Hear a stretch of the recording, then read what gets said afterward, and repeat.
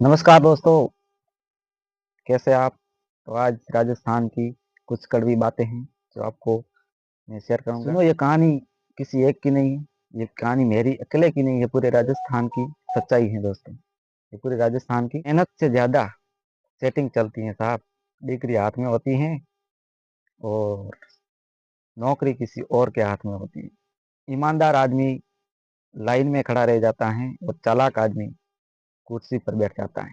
किसान की फसल बारिश आने से पहले नष्ट हो जाती है और एक नौजवान का सपना रिजल्ट आने से पहले खत्म हो जाता है।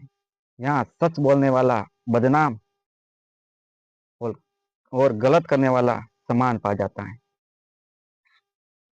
राजस्थान में दोस्तों समस्या ये नहीं कि सिस्टम खराब है, सबको पता है, लेकिन सब चुप है।